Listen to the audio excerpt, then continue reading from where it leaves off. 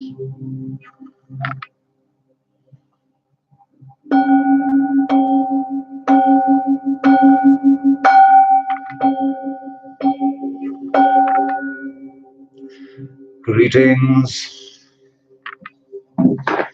Saroth the Mage, live streaming. Straight at you, Brandon Young. Just saw your video.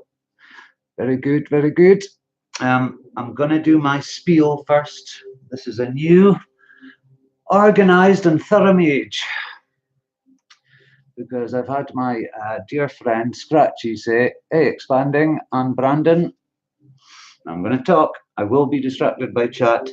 But I'm going to try and keep me place.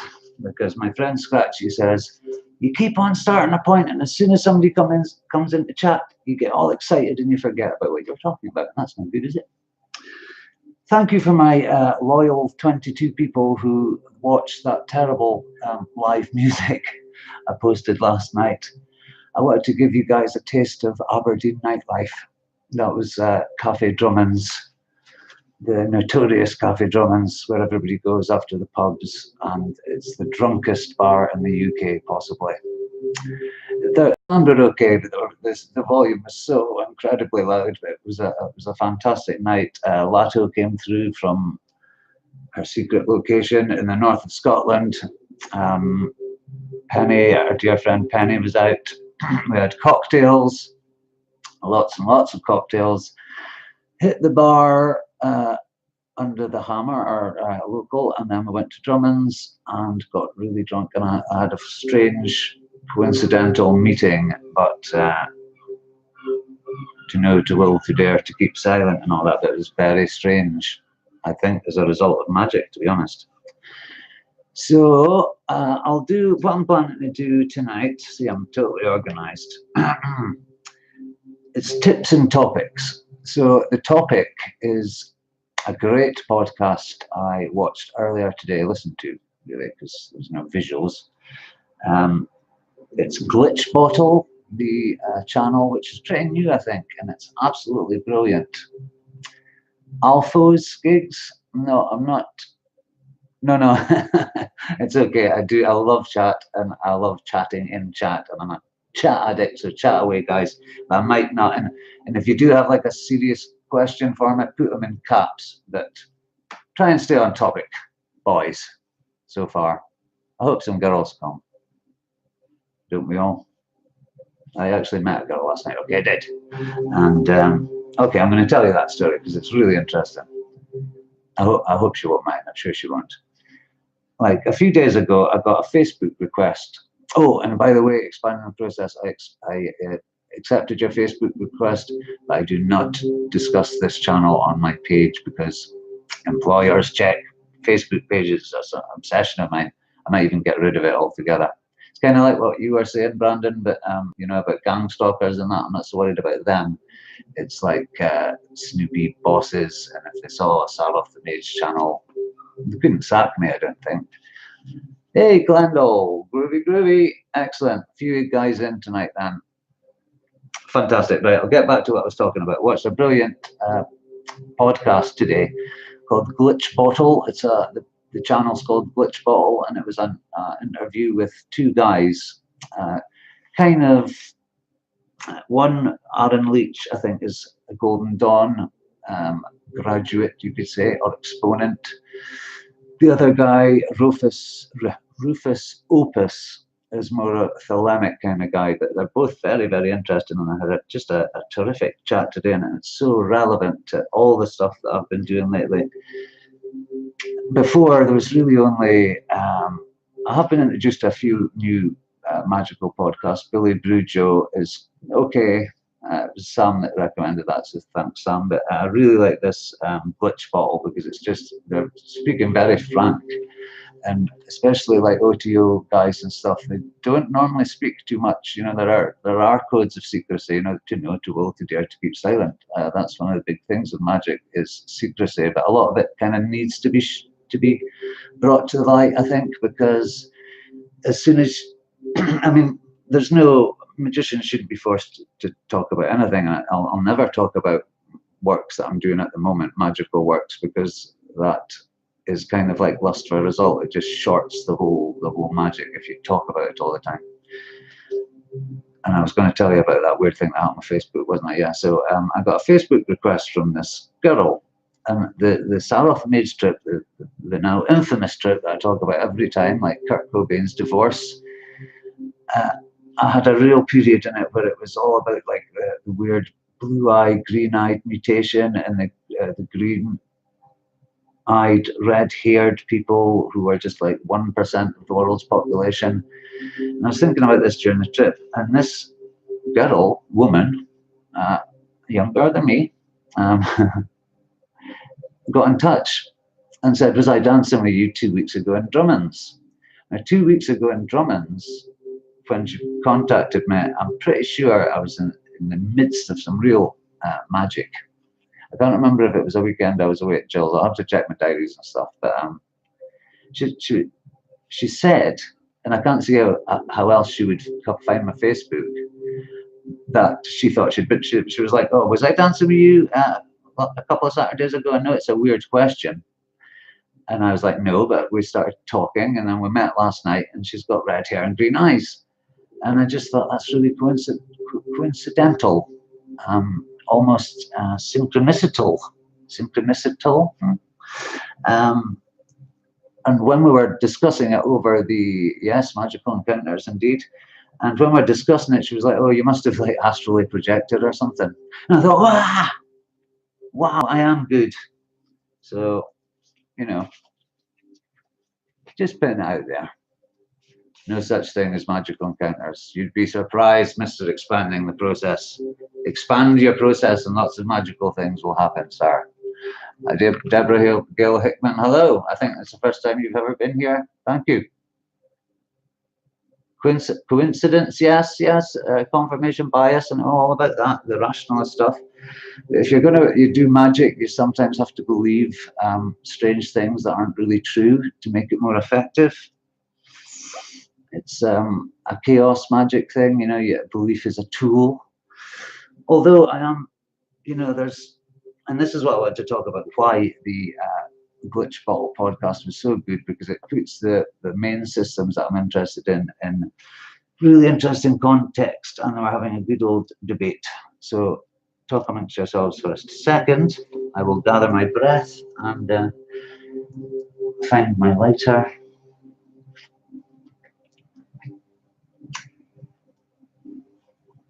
Okay, so it's an excellent show. They started off, yeah, hold on, I didn't start there. Shit, I've written too many notes this week.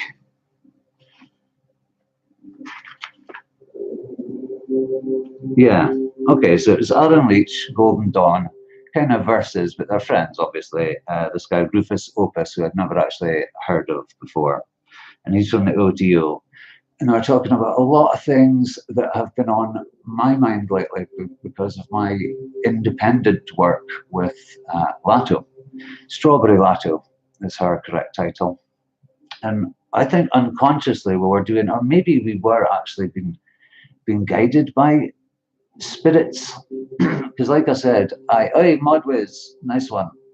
Like I have been saying, right now I'm subscribing to the psychological school of magic, which says that all these archetypes and stuff are, demons are archetypes, angels are everything is contained within your own mind, and it's a psychological tool. It's very powerful, potentially a psychological tool, and it's more like, like the Jordan Peterson kind of self-improvement by, being more observant, and there's mindfulness and all that comes into it as well. But I think it is actually a lot more powerful than that.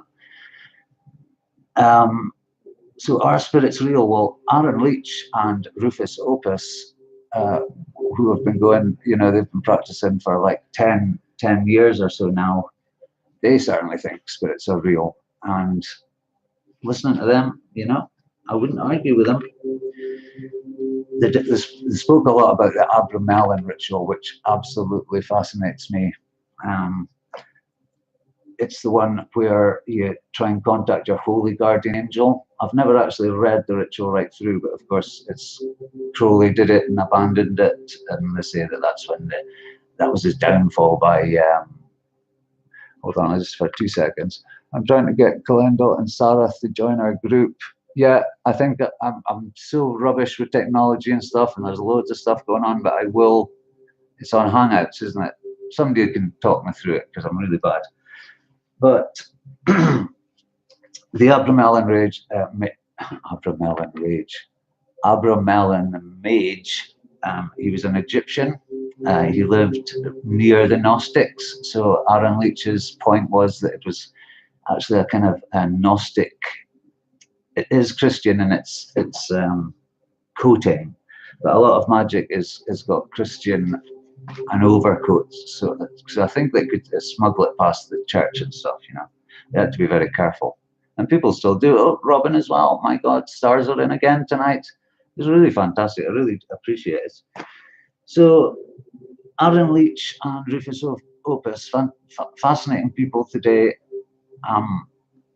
The OTO, fascinating organization as well. I've always been a little bit wary of it. Like I say, Thelemites can be very difficult people to talk to, and they also touched on so many things. It's which one will I go for first? The Abramelin? Yeah, I would love to do the Abramelin ritual, but it takes like 6 months. But I'd have to read through it and maybe adapt it slightly. But what it would just be like my daily practice, which takes about an hour now.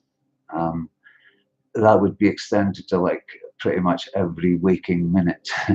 And you have to get yourself up like, you set your alarm clock for like every 2 hours or something. It's a really heavy process. But the guy Aaron Leach said he had a class that was doing it at the moment, and they were entering the third phase. So I suppose it'd be this 4th to 6th month of this, like a retreat, like a magical retreat, really. And I think that would be very interesting. I might actually try it, but right now I am quite content with invoking planets like I did tonight. It technically being Monday now because it's 1:33 where I am. I invoked the moon as I was doing my rituals. Like I say, I always keep the ritual open for you guys. So if you're open to it, you can feel a bit of moon vibration. The moon, the beautiful female mystery, the veiled Isis.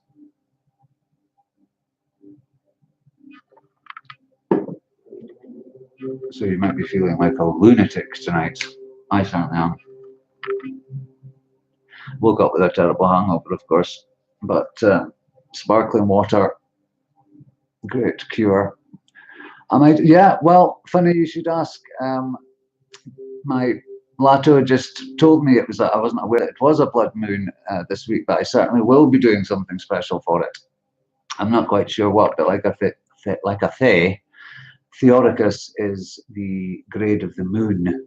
So live stream, yeah, I think so, definitely. What day is it on? I should know really, but I told you I'm gonna rubbish it. I have downloaded I can't talk tonight. Moon phases thing on my phone, so I can see like what sign it's in. It's in Libra just now. Funnily enough, that girl was an air sign as well. And so it's waxing gibbous tonight is 80%. I definitely have got the live stream with I Walk on Tuesday night because that seemed to be a good night for everybody last week. So hopefully he'll be playing some live music. Might even get a couple of beers in because I'm off the next day. Make it a little bit of a party. Not too many.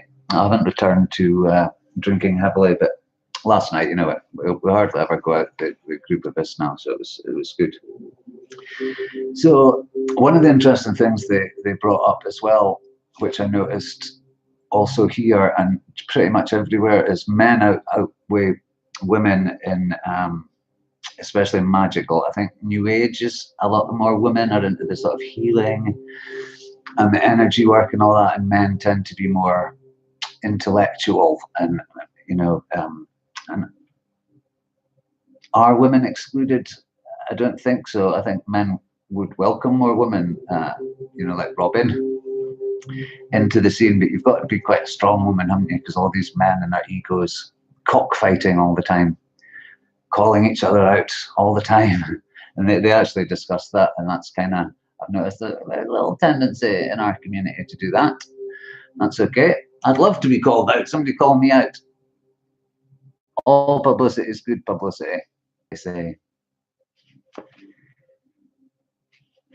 So yeah, what do we think about females in magic? I know there was this Me Too movement, and a lot of women in the OTO came out with some, you know, you're always going to get your horror stories of abusive heads of orders and stuff. As I notice I say in stuff a lot, that I guess we all have our little habits. So, but as a whole, are they all a seething den of sexual corruption and nastiness? I don't think so. But I do know, like, you wouldn't catch me lying naked on an altar with a bunch of folk in hoods. You know what I mean? Sounds a bit creepy, but like Speculum and Nish said, it can also be very sexy. But I think you would, you know, not strangers. Join a swingers club for that, people. Come on. Oh, can you hear the music at all? Oh, I was going to do a little plug for a very good friend of mine that posted on Facebook today that it was his mum's birthday, and oh, do you notice I've started a painting, by the way? It's just a start, but it's going to be like a male and female figure. This is going to be the male figure, and this is going to be the female figure. I'll start them off just really with like brush strokes and just marks on canvas, and then it gradually kind of turns into something. It's like more like carving or sculpture than painting sometimes, and it'll look very, very different. It's just to get, you know, there's nothing worse than a blank canvas. As soon as you make some marks, you can kind of carve into it. And I think that's the same with magic. It's a kind of, you know, you've got the framework, you've got your Kabbalah, you've got your various practices, and then you chisel into them. So my practice at the moment has been going just super well. I've only missed one day since I vowed to start. Thank you very much, Mudwiz. It's very, this is underdeveloped, and I'm not a great fan of my painting, but I was going to show you my friend Nicholas Soden Godich. He used to be called Nikolai Molecules. He's a very brilliant artist from LA originally. This is one, it's kind of hard to catch, but it's, he uses a lot of plexiglass and layers. This is beautiful. It's tracing paper and what do you call that, plastic see-through stuff. And it's all layered up. He was going through a bit of a hard time when this was painted, as you might be able to tell. His stuff is absolutely joyous now. He just did a huge triptych for his mother's birthday. He's working at a museum. I just love that man. He's a great painter and a great man. And he's also celebrating like 4 years sober or something. So Thosis, Gnosis, blessings. And a bang on the gong, which you actually can't hear, can you? I noticed when I hit that gong, the mic just sounds like it doesn't pick up the vibration. I was wondering that tonight, guys, if there is a CW show tonight, he might have a searing response for Mr. Young. What time does he usually come on? It's about 3 in the morning here, so that's about an hour and a half. So, yes, this is for Nikolin Soren Godich. So if you ever have any spare money, his paintings are very reasonable, and he's a very brilliant man, and he's worth supporting. He's a genuine dude. So back to this podcast and some of the issues it raised. Let me see. Abraham Ellen was Gnostic, Platonic archetypes. They were talking about, you know, the pleroma. You'll probably know about a lot more about this than I do. The pleroma Aaron Leach described, you'd think I had like false teeth in tonight, as like the Kabbalistic concept of Ein. It's just no thing. the pleroma. And one of the difficulties I have in this channel is when you, I mean, even Crowley himself said this, that as soon as you start talking about mysticism or things so nebulous, language just fails. It's like trying to describe in detail a huge psychedelic experience or something. It's just, the language just isn't there, because that's the whole point. You're going beyond language.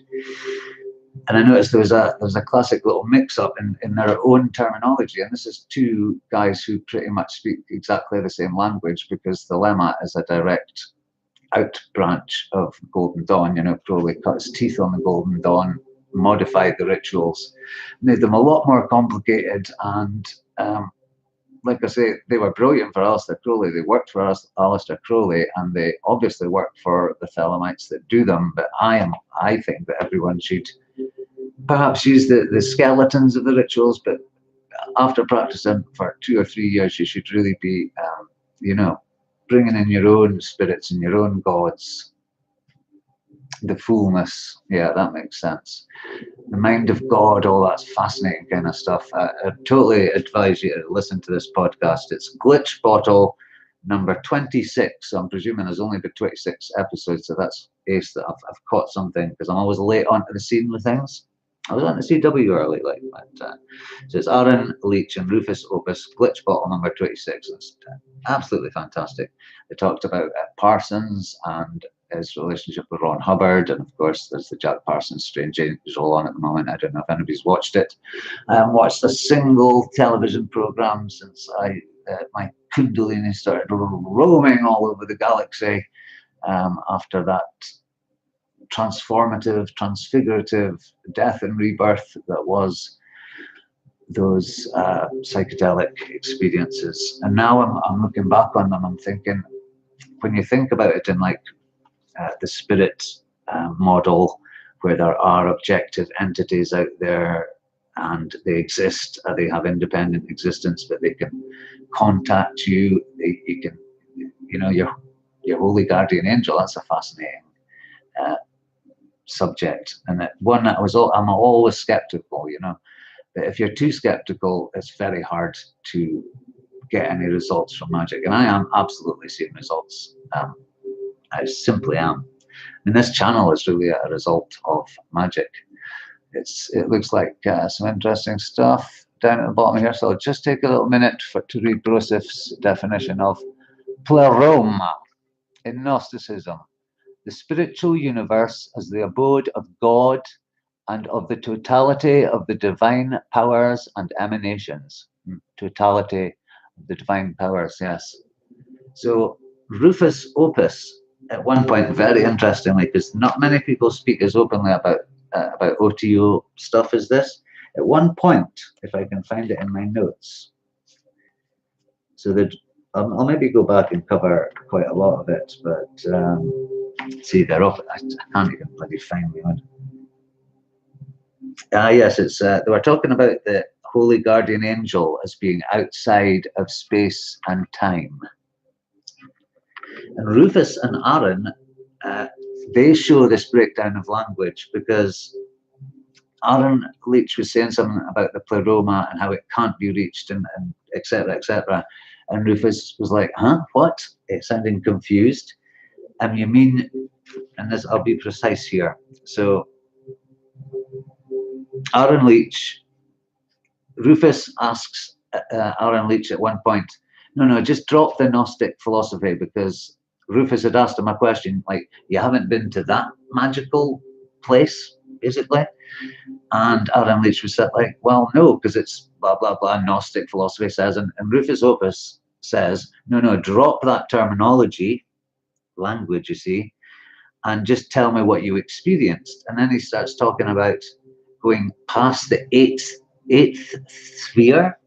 And I have no idea what the eighth sphere is. If anybody knows what the eighth sphere is, please tell me, because the eighth is obviously not the eighth Sephira, which is Mercury, Hod. It sounds like he's talking about crossing the abyss, which is another very fascinating concept.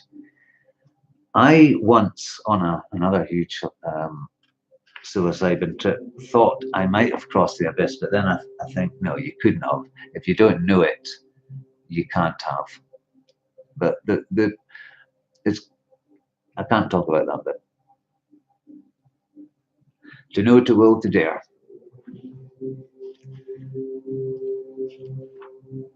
I did a little drawing as well of how I kind of visualize the astral body as just kind of growing out and out, and it has layers and layers.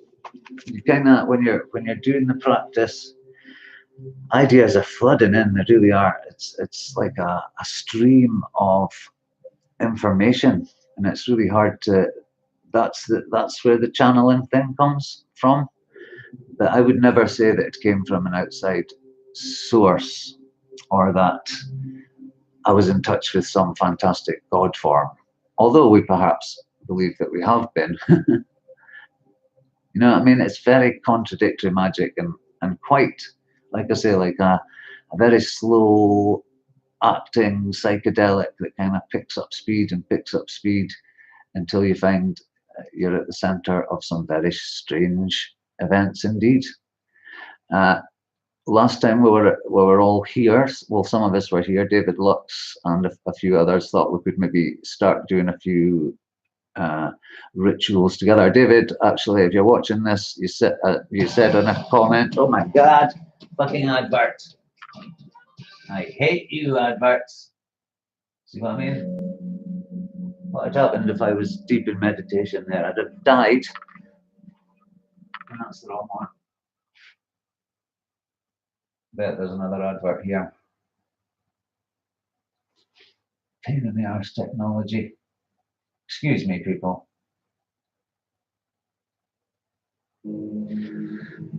Yeah, so David, I didn't get the email. So send another one. You might have got my. Yeah, no, it's classic, is it? I protest about adverts, and then one comes on my own very show. So yeah, I didn't get the email, David. So I presume it was about that. And oh, we haven't got any moderators in tonight. Who will make a moderator? Who wants to be a moderator? Anybody want to be a moderator tonight and forever? If you want to be a moderator, raise your hand, or I'll just pick someone. No one?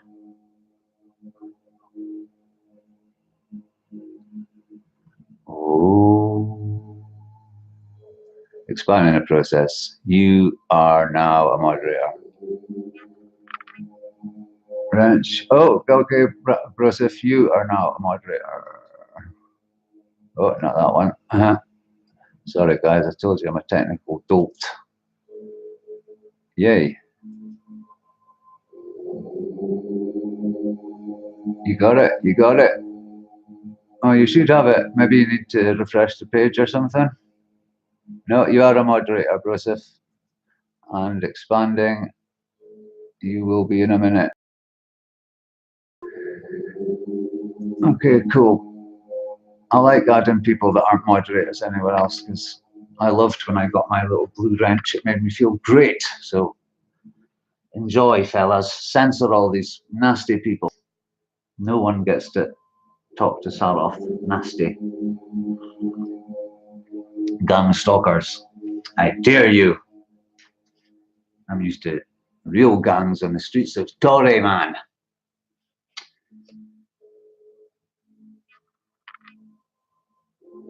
Yeah, and another interesting thing that came up was they were talking about like service to others, which is a very sort of new agey, you know, I think in that raw materials, it's like the exact amount of service to others you do is counted up somewhere, and if service to self is bad and you don't get to ascend and all that nonsense.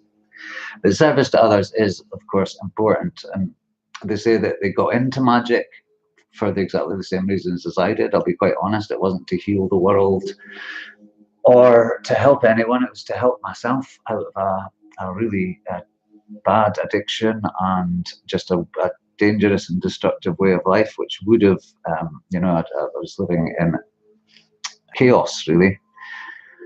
But I'd had inklings and flashes of what life could be. You know, I hadn't always been a complete idiot. Yes, Broseph, enforce the leader, the glorious leader. Yeah, well, I'm not sure if Brandon's got the time to be a moderator for me. Would you like to be a moderator, Brandon? Why not? I can make you, and if you don't like to do it, you don't have to do much moderating. I mean, who's going to be nasty to me anyway? Everybody loves Saroth the Mage. He's all about service to others. I'm a community guy, a community mage. Yeah, you get in it for selfish reasons, but then you do, as you, no, I don't even like using the words progress and all that, because that means kind of hierarchies. And although probably the longer you practice magic, the better you get at it. We've all got that magic inside us, and you know, if you do rituals every day for like 3 weeks, you will feel completely different. Skeptic or no skeptic, well, with joy, I hope, expanding the process. Yeah, so I totally encourage people to pick up the wand and the dagger. I'm not going to wave my dagger again because it looks scary, but I'll wave my little wand at you. Get going with the magic. It's equivalent to tidying your room. And these guys, I mean, Aaron and Rufus, my new friends, Aaron and Rufus, they said, you know, get your Malkuth in order, which is exactly what tidy your room is. Malkuth is earth. One more time with the tree of life.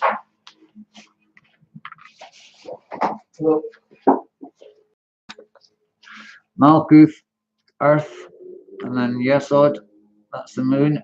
Over here is Mercury, that is Venus, the sun, and they've all got loads of different angels, and it's just a fascinating system to work with.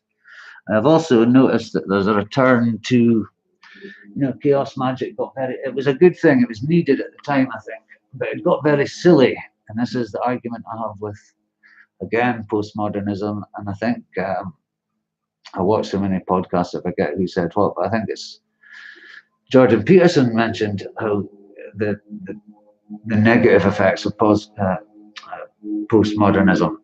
And like I say, I talk about remodernism, which is actually a thing. And it's just about, you know, no more ironic art, or you can make ironic art, but I think it's more inspiring if you make meaningful stuff again, just meaningful in a new way. We don't have to go back to any of the art movements of the past, but there must be something more meaningful than the kind of nonsense that passes for art nowadays.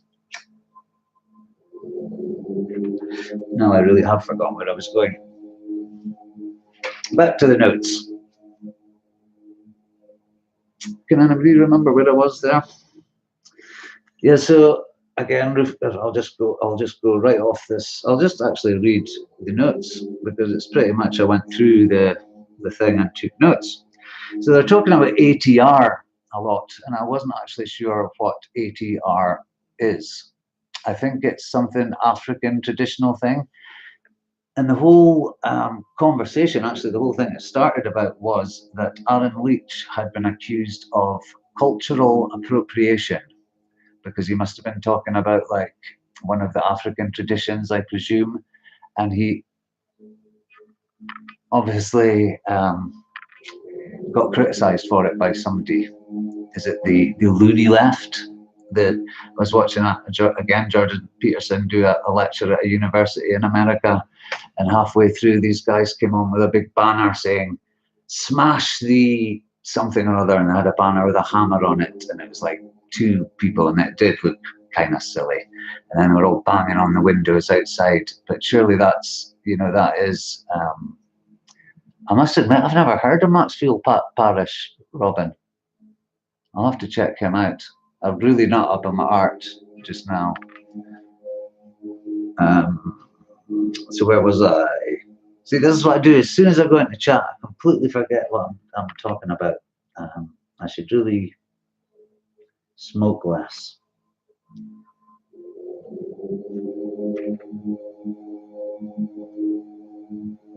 Yes, it was the ATR, the cultural appropriation, but they made the perfectly reasonable argument that magic is totally syncretic. I mean, the Golden Dawn, you cannot get more syncretic than the Golden Dawn. They took, like I said, they took bits and pieces from all the effective mystical traditions and glued them all together, and it totally works. They were saying that obviously there's local genii local. It's like elementals of woods and forests and that kind of spirits, which are they won't move from that environment. That environment is their abode. But like god forms and stuff, they are universal. So I really would like to see magic really open itself out and embrace the global community, because it's non-sectarian. Well, it should be. It actually works as a psychological tool. It's grounding. It's very wonderful, and I do deeply encourage it. Okay, we're going for about 36 minutes, so I maybe should read through some of my notes. Yeah, I agree with Aaron that we have to swap magical texture with techniques with other cultures. He was talking about how the papyri, the Greek papyri, were just cobbled together from all those ancient systems. It's white magicians that are always accused of stealing from other cultures' magic. I don't know who made the accusation, but I don't think it would have been a real practitioner if they knew the intent of the whole magical movement. I mean, I would I'd understand if it was somebody who was saying they were initiated into something where they totally weren't and they were charging money. As soon as you charge money for things, you really have to be careful. I understand why some people have to do it. I mean, selling a book is a great way to make money and an ethical way to make money, I think. But charging for sort of these treatments, especially on the New Age side, when I joined, when we put Toth together, we wanted to kind of harness some of the energy of the New Age scene, because we did see a lot of good things in it. But there's so much nonsense in it, and if it's led by people like Laura Eisenhower and all these, even Seven Bonner and people like that, I just don't like them. They're shiny and they're inauthentic, extremely, and the techniques they talk about are absolutely nonsense. Okay, here's a question. How true do you think written text is, Saroth? Bearing in mind tales of druids only passing knowledge with spoken word. Yeah, that is totally a problem, that you can't really trust text because they've been translated and retranslated and messed about with. So I think the best way of getting a true magical initiation and going the whole process is to kind of let, and rationalists and that are going to hate this, but let your inner voice guide you, or your whatever you want to call it, your holy guardian angel, your higher self, be guided by intuition. And I think a lot of scholars have worked on magical text. There seems to be a new wave of magical. Tower of Babel is in the lightning struck tower, and yes, it's all about the breaking down of language and the breaking down of patterns. So yes, Galandal, I totally agree there. It's my favourite card is the lightning struck tower. As some of you may know, if you're a real mage fan, you'll know that.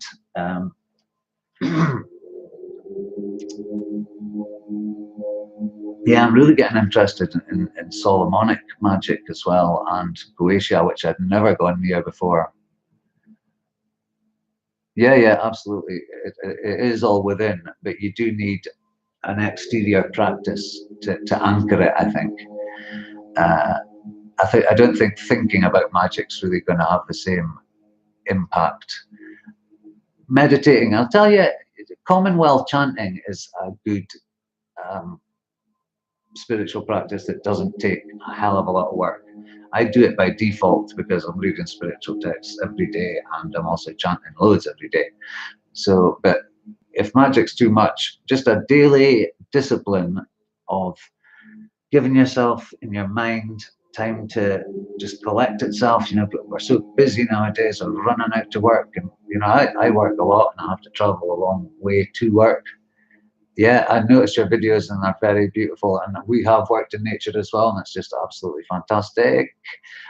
It's lovely. There's such beautiful countryside in Scotland, isn't it? It's like the beautiful, yeah, meditation is the key to everything, really, because that gives your inner voice a chance to speak up.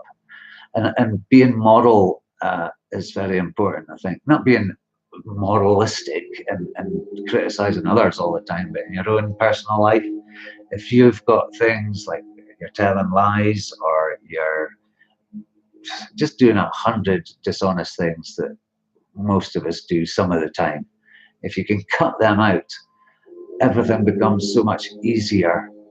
And being straight with friends and stuff, if somebody's getting on your nerves, rather than let it fester and push that person away as a friend, you sometimes have to confront them. Magic is all about confronting unworked on parts of yourself, and you know yourself what they are. So you really just, and magic has been the thing for me, but it might not be the thing for you. But I do think some spiritual practice is essential for growth. Just be human, yeah. Most interesting, taking to the next. Yeah, I wanted to take it to the next level, absolutely.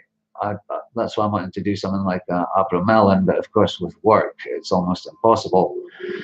But who knows? These guys were saying how about Jupiter spells, and how they have actually manifested. I mean, these guys that are obviously very well off, because Rufus Opus talks about being rich all the time. So did magic make him rich? I guess it did. It can. Once you get the power of forward momentum, anything is possible.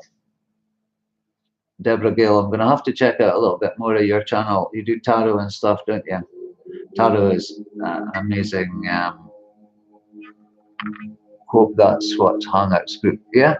Well, it could be all about lots of things. I'm all in for groups and discussions, and like roundtable discussions, and it'd be really interesting to get Modwiz talking about his planetary tantra, and somebody else with another system, and not looking for differences and arguments, but looking for commonalities and things that we can agree on. Because a lot of times I think we don't understand each other's systems because of confusions of language, and because of the difficulty of talking about mystical, magical things that transcend. You know, anything transcendent is very difficult to talk about, because it's an altered stage of consciousness, and describing normal things can be, yeah, it would be, yeah, I would actually like to do a huge, very unruly, but really, hangout one night when we had about 10 people on, and just see how it goes. I'm very experimental, me. I love an experiment.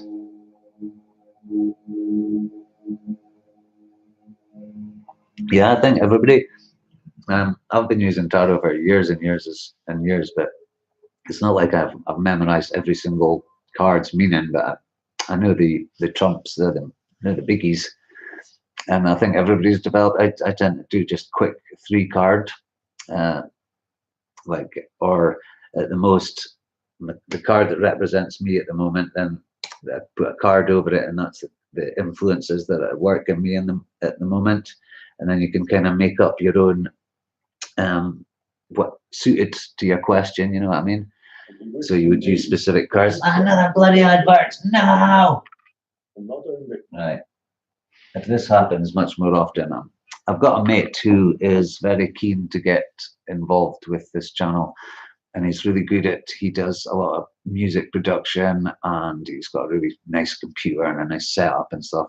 So I might get him to do a few little touches like music and little cards and stuff. But I would never want the channel to look too professional, too flashy, because it is a grunge channel after all. Well, not grunge, but lo-fi, like Pavement, Slanted and Enchanted era. God, it's two in the morning, and I've got work at 8. This is quite normal. Yeah, so I was talking about the new age and some of those silly treatments that they do, and they charge hundreds. Some, mainly women I know. No, men as well. I'm not. It's not just women. They will charge 300 quid for like a soul retrieval, where the person just, I've never done it, but they maybe lay on a couch and they pass crystals over them and say, oh yeah, I'm putting a few signs into your aura, and then, you know, I just don't believe those things are very effective.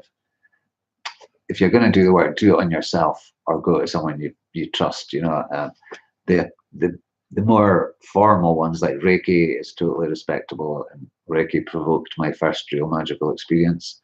Shiatsu, I'm not talking about any of those recognized things. I'm talking about things that people have basically just made up as a way of flossing the gullible. And people are hungry for spirituality because there's so little of it in the world nowadays. Seven Serpents, he's an ace. I love Seven Serpents. I noticed he did a vision tonight. It might have been a vision, a video tonight. So I'm actually going to watch that after this, because he's a good man. Seven Serpents. We have talked. I'm doing a lot of networking at the moment. It's great. So, and they talked about women of the Golden Dawn, which I thought was good, because, like I say, Lato, she is practicing magic, although she has a little bit more of the new age touches. She's very influenced by a guy that we actually both traveled down to see. I must admit, I wasn't terribly good. He did like a healing thing, and then he did like a vision and said I'd been like a toad in a previous life, but like a psychedelic toad. And I was like, yeah, sure. But I was on a large amount of, it was actually when I was taking the street ones, and I'd taken so many the night before, I was sleeping for most of the weekend. But during the meditation, when everybody was holding hands and feeling the power, I was like nodding off, which is funny now, but at the time, it wasn't very funny for Jill. Lato! Sorry, my mistake. So yeah, women in magic should get more credit than they do, because there's a hell of a lot of us hungry men slobbering all over them all the time. And you know what I wonder about the OTO? Who do they pick to be the naked one? You know what I mean? You'd think they'd automatically go for the nicest, and then I just can't see how that kind of stuff wouldn't get corrupt. I'd like to talk to Speculum Nish, not saying she's a great sex magic expert, but I think she maybe knows a little bit more about that side of things than I do. Yeah, so they're talking about these Jupiter rituals, which I might actually try. They actually said, now this sounds silly. See, this is the kind of magic I used to say, that's just folk magic, that's low magic, it's silly. But I'm actually beginning to think some of it's not so silly. They said you do a Jupiter ritual, right? A Jupiter ritual, I don't know what it was, I'm going to have to look it up. And then you go out and give the first homeless person with a sign. There's lots of them now that say, you know, I'm not on drugs, I'm not on alcohol, I'm a soldier with PTSD. I do tend to give to those guys, but the guys that are obviously drug addicts, I'm sorry, I've been an addict and I've never once sat in a cardboard box. There's always ways, man. So you give them some money, and then boom, the gods of magic make you get lots of money. So I'm definitely going to try that, and I will report the results. So you might be looking at a very rich mage with a cigar next week and a new pad. I've changed the decor a bit, as you see today, but there's too much on that side. Okay, I'm not going to stay for much longer. The standard period is the time that it takes me to smoke that. And as usual, I've mentioned hardly anything that I meant to. I'll just go for a quick crack through these then. So yeah, sort your Malkuth. I really liked that. Malkuth, your earth sphere, get that together and good things start to happen in your life. Free yourself with magic. There was a book that I quite liked the name of, but I never actually read, by one of those chaos magic guys, called Undo Yourself with Energized Meditation. And energized meditation is masturbation. So you could try that. Get your Malkuth together, free yourself, get creative.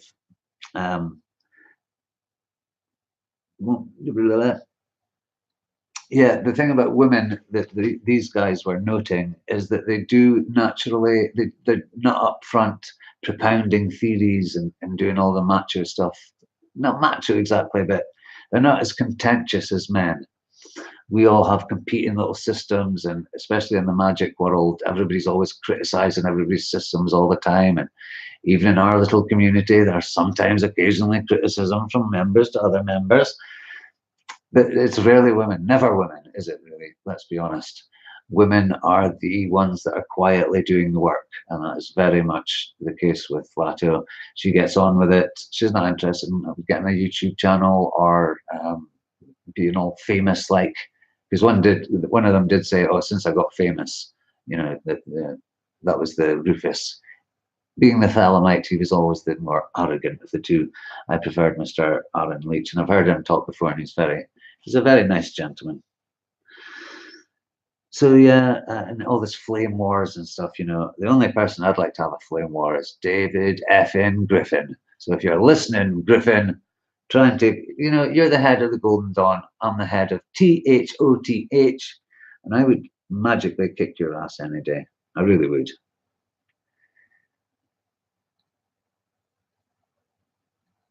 Okay, I'm just going to read through the notes as I've written them.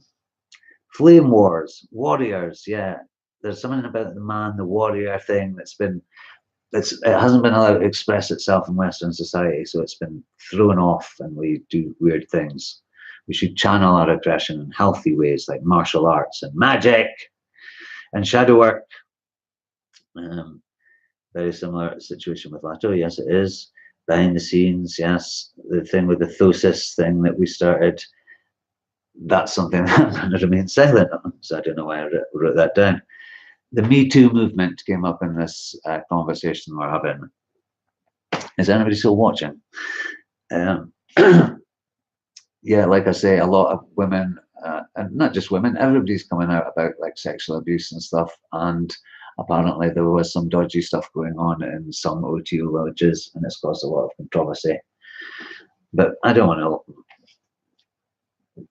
you know, the OTO are trying, I guess. They say it's hard to understand the female mysteries. What does that mean? Just to put yourself in the head of a woman. I guess it is. I guess it is hard for men to know how women feel, really. What do you think? Yeah, you have a live stream to speak heart and mind. Criticism of a system and a live chat about it would be rude. No, I mean, like, comparing and not criticizing. No, I wouldn't say we would criticize. Like I say, we would be trying to find common ground and common ideas, because I'm sure we're all trying to do the same thing. You know, my magic is about exploring my own being and hopefully helping others at some point along the road. But until I know, I mean, I love your show, Modwiz, and I'll continue to watch. The Force of Darkness, yeah, that's interesting, isn't it? The Force of Darkness. I mean, I try not to think in sort of binary or dualistic ways. I mean, you can't deny the existence of evil, but the forces of darkness are just unincorporated. What are they? Fragments of human consciousness or something. I don't know.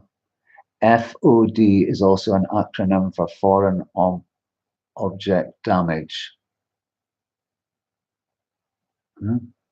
Forces of darkness. Oh, yeah, I see what you mean. Expanding the process. Common ground is what we need on YouTube to stop all the communities breaking apart on themselves. Yes. Well, I suppose it's kind of organic. People come together and then they break up. But I mean, it is a really nice community here, and I'm sure people will come and go. But I would think that the core would continue. But you know, who can say what happens in life? That I'm loving this community. I absolutely do, and I hardly, you know, I'm the new kid. I hardly know any of you really well, but you all seem rather wonderful. So the Me Too movement. One of them said that they'd made a lot of female heads of orders now, so they were moving with the times. I had a view of lodges still being very patriarchal, but they're saying that's not the case.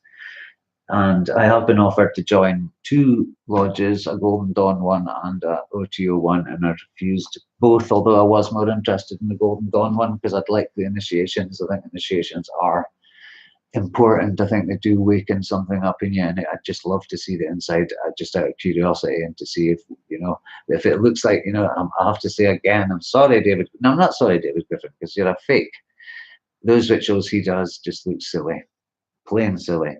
So if it's like that, I wouldn't go. But if it was with a good group that I trusted, I probably would go, because I've had a Horus Mat initiation, which I did self-initiation, but I did it here. Skyclad, the whole works, and I think they do stay with you. It's like a tribe or a clan. You take on that egregore, whether you like it or not, and I think that's why 93 keeps showing up, because Matt Horus was a Thelemic group. Okay, I'm gonna go soon because that's an hour. I still didn't stick to the script, did I? But I had fun. But really, next show, I'm going to get my notes organized, and I'm going to do a proper show with a proper topic, and we're really going to get stuck in. Live and evil, yeah, I've noticed that a lot. It's just like absolutely. I do like wordplay, and not like the Jordan Maxwell, where one word means this, so it means, but playing with language. Language is fantastic. I love language. I could talk about language all day, but that's 57 minutes. So I'm sorry I didn't get around to speaking about a lot of the things I said, but I'm kind of curious to see if CW is going to do a show tonight. I might as well try and stay up. So yeah, Broseph, anytime. So thank you very much, Broseph, Glendale, Robin, Expanding the Process, Modwiz, brilliant. Brandon was in at some point. Modwiz, evil is an action done. It is not existential. Yeah, exactly. I don't think there are forces of evil out there. I don't think the goetic spirits are even evil. Why would magicians want to deal with evil spirits? Evil's in the hearts of men and in the actions of cruel men. Don't get caught up in language. It's very hard not to when you're talking. We're talking language. Oh, Brandon, yeah, you're still here. Nice one. Did you watch the whole show? I'm very flattered if you did.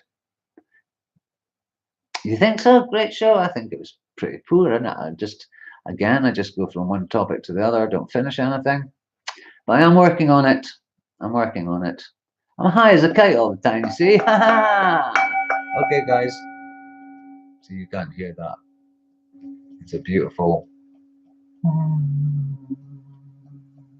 Okay. Love you guys. Maybe see you later on if there's a show. Over and out. Saroth the Mage. Blessings, brothers. Love ya. See you soon.